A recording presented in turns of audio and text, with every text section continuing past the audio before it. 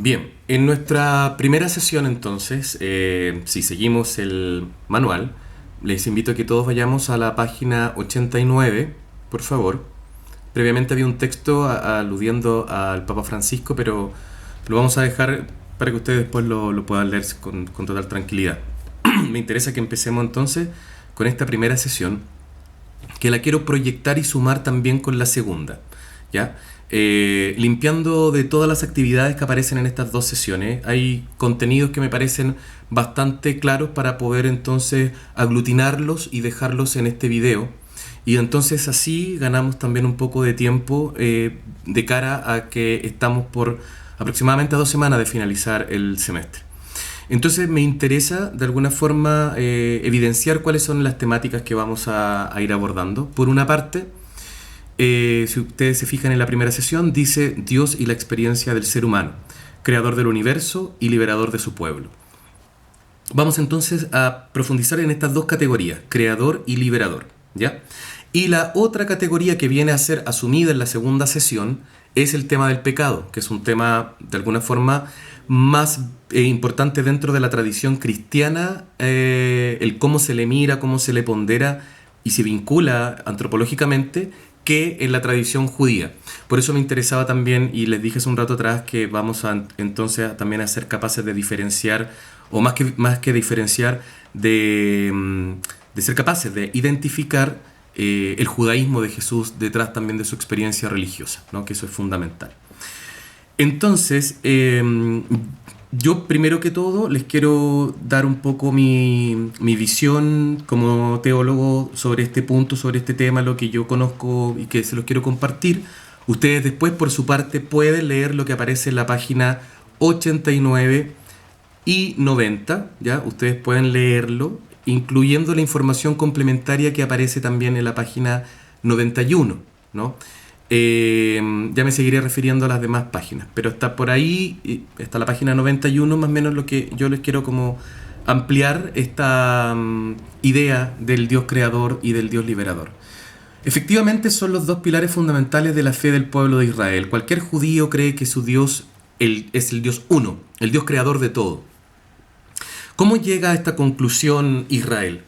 Los teóricos señalan que bajo la experiencia del exilio de Babilonia a Babilonia, que fue en el siglo VI a.C., Israel entra en un periodo de crisis donde repiensa, revisa y profundiza sobre sus convicciones religiosas.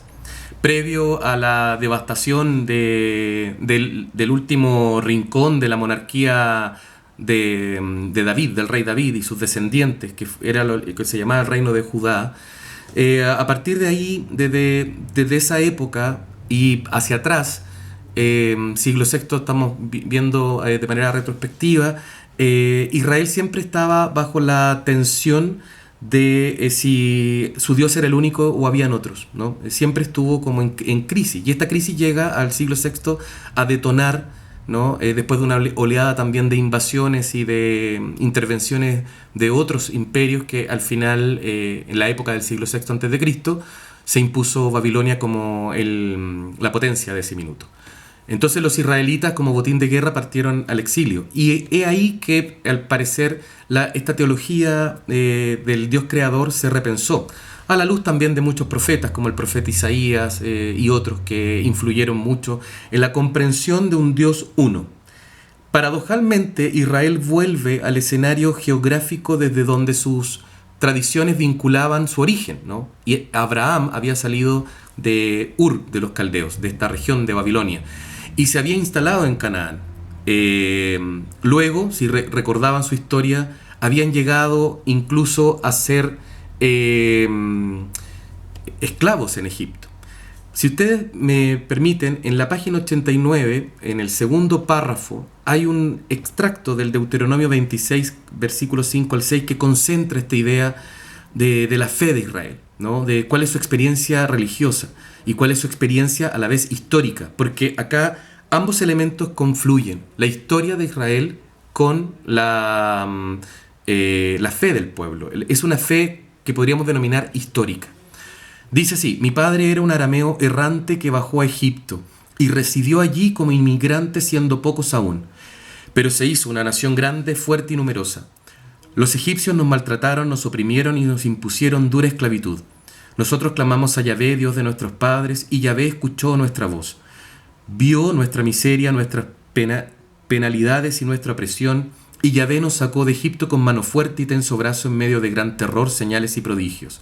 Nos trajo aquí y nos dio esta tierra, tierra que emana leche y miel, y ahora yo traigo las primicias de los productos del suelo que tú, Yahvé, me has dado. Si ustedes se fijan, no hay una mención tan específica de como después nosotros vamos a encontrar en todos los libros del Pentateuco y a partir del Génesis capítulo 12 en adelante, ¿no? De este Dios que se va revelando a Abraham, después a Isaac, Jacob. Acá parte con una frase que resume y concentra toda la memoria histórica de este pueblo. Mi padre era un arameo errante que bajó a Egipto. Mi padre era un arameo errante que bajó a Egipto. Y esto, de alguna forma, constituye entonces el comienzo de todo. Cuando Israel en el exilio vuelva a recordar esto, mi padre un arameo errante que bajó a Egipto. ¿Y qué pasó en Egipto? Estuvimos siendo esclavos. ¿Qué estamos viviendo ahora en Babilonia? Estamos también en una situación de esclavitud. ¿Qué pasó con nuestros padres? Surgió allá un libertador, Moisés, que nos rescató en nombre de Dios. Y toda la naturaleza se puso al servicio de este caudillo o elegido de Dios para liberarnos. Si entonces la naturaleza estuvo dispuesta para que Dios le interviniese en favor de su pueblo, no querrá decir que todos estos elementos que incluso lo adoran los enemigos o los politeístas que rodeaban a Israel, que adoraban el sol, que adoraban la luna, que adoraban a los animales, ¿no será que si Dios creó todo, no serán esos dioses también nada, solamente hechura humana, simplemente ídolos? Es ahí donde Israel, yo lo estoy haciendo algo muy resumido, chiquillos, por favor, perdónenme porque es para que ustedes puedan entender nomás. Es un proceso con más elementos y factores, pero en virtud del tiempo les estoy simplemente ahorrando un poco la tarea de concientizar tantos elementos y llegar más o menos a la conclusión. El pueblo de Israel llega a esta conclusión. Dios creó todo, Dios lo creó y lo dispuso para nosotros. Recordemos la hazaña de Egipto que nos liberó. Por lo tanto, liberación y creación son como dos elementos que van de la mano. Como que uno podría decir que Dios ha creado para liberar, ¿no? O Dios que nos creó para la libertad. Por eso, y aquí viene otro elemento que me parece fundamental, ¿no? Que no aparece escrito aquí, pero complementa lo que viene a verse en esta unidad como parte de la experiencia fundante de Israel. Cuando Dios rescata a este pueblo de Egipto, de la esclavitud, la intervención es política. Dios interviene en los planes de un faraón que oprime a un grupo de inmigrantes que están en estos momentos en una situación de total indefensión, ¿no? Y expuestos al abuso de poder. Qué increíble, porque uno dice eso y es como si estuviésemos también describiendo una cosa actual, ¿no? Pero es así, el Éxodo parte con eso, un faraón que se creía Dios, un faraón que oprime al pueblo de Dios y que lo esclaviza. ¿Y qué dice Dios? En Éxodo 4, versículos 21 y 22, le dice a Moisés: ve y dile a Faraón, Israel es mi hijo, mi primogénito. Deja partir a mi hijo. Para que me rinda culto, incluso agrega la frase, para que me rinda culto. Tú me dices, bueno, ¿y Dios para qué quiere que simplemente nos quiere libres para ir a rendirle culto, a hacerle un rito? Es que para celebrar, para recordar, para cualquier actividad humana, la libertad es condición fundamental. Dios quiere que el ser humano sea libre. Dios no puede sino relacionarse con nosotros desde la libertad, incluso para darle la espalda, ¿no? Como de alguna manera lo grafica el texto del Génesis, del capítulo 3, cuando Adán decide, de alguna manera, no hacer caso a Dios, ¿no? Entonces, vuelvo a esto, ¿no? Dios nos creó en libertad y libres. Por eso, cuando su imagen y semejanza es sometida a esclavitud, Dios interviene, porque Dios nos ha creado para la libertad. Y la libertad es la condición que permite la igualdad. Por tanto, este pueblo sabe, comprende que Dios es,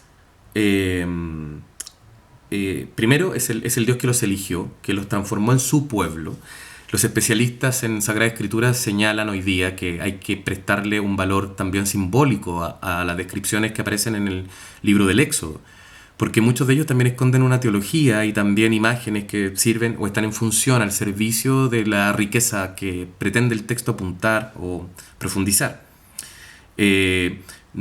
Hoy día, insisto, la mayoría de los estudios piensan que efectivamente fue un grupo de esclavos. Lo que ocurre en el Éxodo es la sublevación de un grupo de esclavos que luchan por su libertad y que todas las condiciones, llámense climáticas, atmosféricas, etcétera, fueron leídas como intervenciones de Dios, de su deidad, de una deidad que estaba haciéndose cargo en favor de ellos. Luego su caudillo, Moisés, es quien posibilita este éxodo, salida de la esclavitud.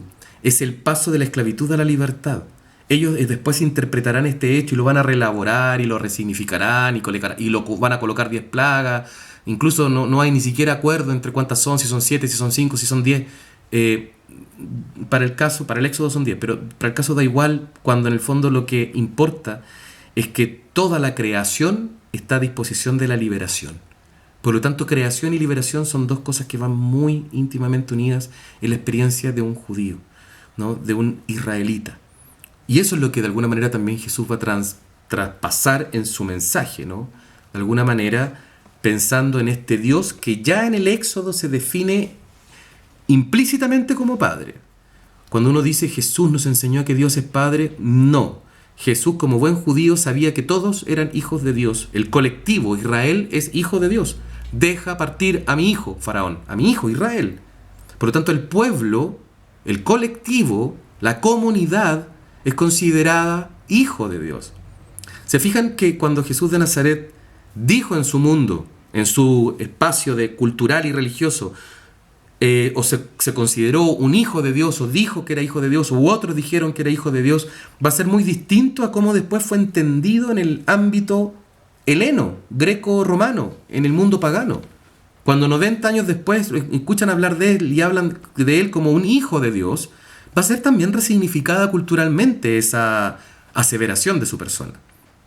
Esto lo digo para que vayamos preparándonos un poquito más adelante, ya vamos a empezar a ver más de cerca la persona de Jesús. Bien, entonces, como les decía, esto que acabamos de profundizar, que ustedes acaban de escuchar, viene a iluminar y a complementar lo que aparece entre las páginas 89 hasta la 91. Yo los invito también a que lean, que amplíen un poquito más para abrir la mente, lo que aparece ahí como citas de varios autores que son interesantes, que aparecen en la página 92. Y a continuación, lo dejo solamente de manera opcional. Como les decía, estamos tratando de unir sesión 1 y sesión 2. Dejo de manera opcional las páginas que habla sobre las religiones, que va a servir también para quizás seguir ampliando los conocimientos.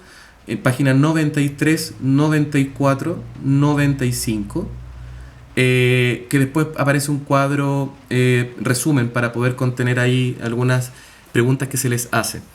Yo esa actividad no la voy a considerar porque además era una actividad que se tenía que hacer grupalmente y presencialmente, por lo tanto la vamos a dejar de lado y vamos entonces hacia avanzando, ¿no? También la página 97, por favor, no nos vamos a detener en ella porque yo quiero entonces entrar un poquito a hablar con respecto al tema del pecado. Es una sesión bastante larga, ¿no? Tiene bastante lectura. Y aparecen también conceptos que me gustaría limpiar un poco porque puede hacer que ustedes ya generen un anticuerpo cuando se habla así, ¿no? De el ser humano se aleja del plan de Dios. Es como que un poco negativa esa aseveración y mira al ser humano como alguien que en el fondo tiene siempre la culpa de todo, ¿no? Entonces tenemos la responsabilidad. Y yo, en vez de esta sesión, la bautizaría como el ser humano tiene la libertad para acercarse a Dios, ¿no? Y desde ahí se desprende que también tenemos la libertad para alejarnos, ¿no? En fin.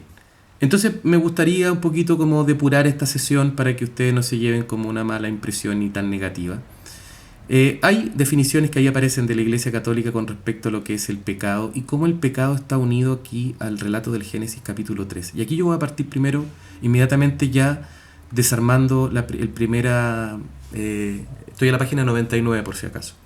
99 y proyectándome un poquito hacia la página 100 también. Las categorías que están asignadas al relato del Génesis en relación al pecado o lo que el cristianismo enseña sobre el pecado va a estar muy mediatizado e intervenido por la reflexión que hará un teólogo muy importante para la doctrina católica, que es San Agustín, a partir del siglo V en adelante. Antes de eso, la doctrina del pecado en la Iglesia se desprendía un poco de las categorías que manejaba Pablo, el judío que escribe las cartas que para nosotros es un valioso insumo que refleja el pensamiento de quizás algunas de las primeras comunidades cristianas. No digo de todo el cristianismo primitivo porque sería también bastante soberbio señalarlo así. San Pablo es entonces un judío fariseo que se convierte al cristianismo y concentrará muchas veces su reflexión acerca de Jesús y acerca sobre el pecado, en este caso en particular, desde sus categorías judías. Entonces la pregunta es ¿cómo entiende el judaísmo el pecado? ¿O qué entiende como pecado? Partamos también diciendo que el texto de Génesis 1 y 2 y el texto de Génesis 3 son dos relatos distintos, ¿no? Hay un relato en Génesis 1, versículo 1 hasta el capítulo 2, versículo 4, que es la típica creación de los 7 días. Y Dios dijo, hágase la luz se hizo, etcétera, etcétera. Esos son los 7 días, que termina diciendo, y Dios vio que creó al hombre y vio que era muy bueno, y lo creó, macho y hembra los creó. Hay una creación de la pareja humana de manera simultánea. En el capítulo 2, versículo 4b, así se divide, comienza de ahí en adelante el llamado segundo relato de la creación, que es, a su vez, el más antiguo, data del siglo X a.C. Es un relato con bastantes elementos míticos, así también como el primero, que proviene del siglo VI a.C. Pero este segundo relato, que en verdad sería el primero en términos cronológicos, es el que habla de Adán y Eva, y es el que habla de la serpiente y del fruto, del árbol de la ciencia del bien y el mal, y después del árbol de la vida. Bien, es ese relato, el del siglo X, el que quizás contiene elementos que la mayoría desconoce y que están muy ligados al estudio bíblico, histórico y arqueológico. Si surge en el siglo X, es muy probable que surgió en la época del rey Salomón. Y el rey Salomón permitió el culto de sus esposas, que eran mujeres extranjeras, dentro del templo. Y un culto importante fue el culto a la serpiente, que está asociada a la vida. La serpiente también se asocia en otras culturas a la salud, al cambio, a la resurrección. Por lo tanto, no está en la mirada del escritor sagrado inicialmente una mirada o una asociación de la serpiente con el diablo, o con Satanás, o siquiera con el mal. Esa asociación va a ser tardía y va a ser cristiana. Por eso es importante, ¿no? Porque aquí pareciera ser, cuando uno se encuentra con lo que se escribe en este documento, que la interpretación acerca del pecado es también judía. En el mundo judío no existe el pecado original. El pecado original es un concepto cristiano que surgirá con Agustín.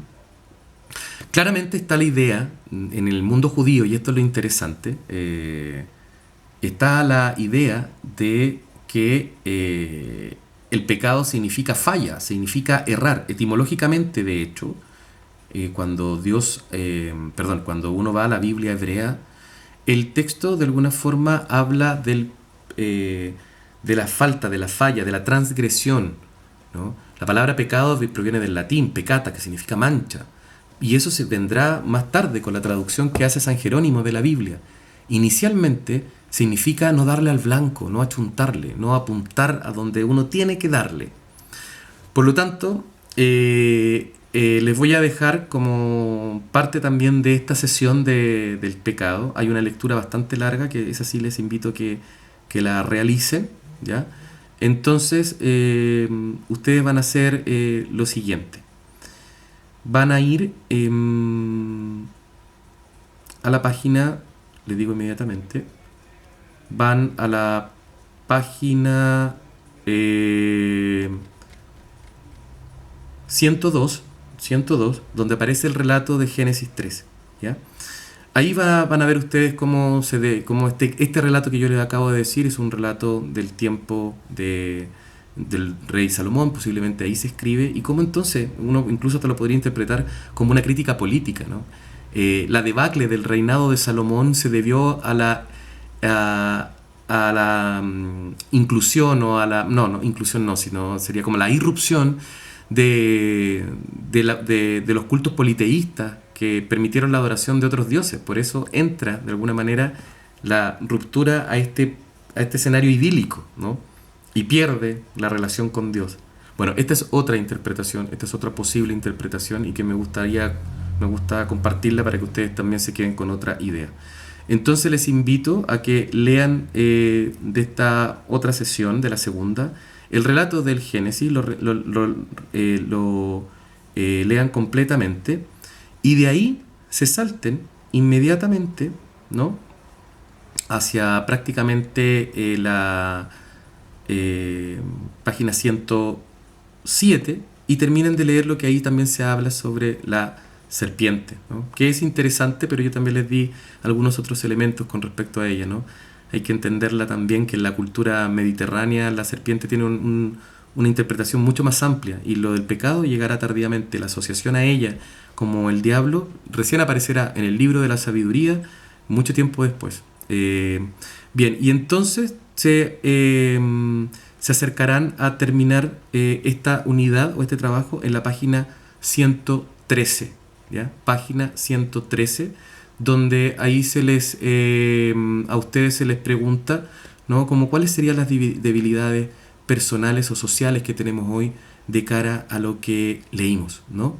Y de ahí entonces esperaremos con calma para empezar juntos el próximo viernes lo que sería la tercera sesión, Jesucristo Salvador de todos los seres humanos.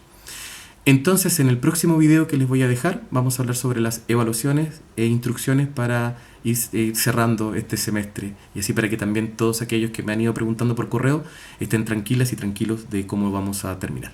Bien, nos vemos en el próximo video.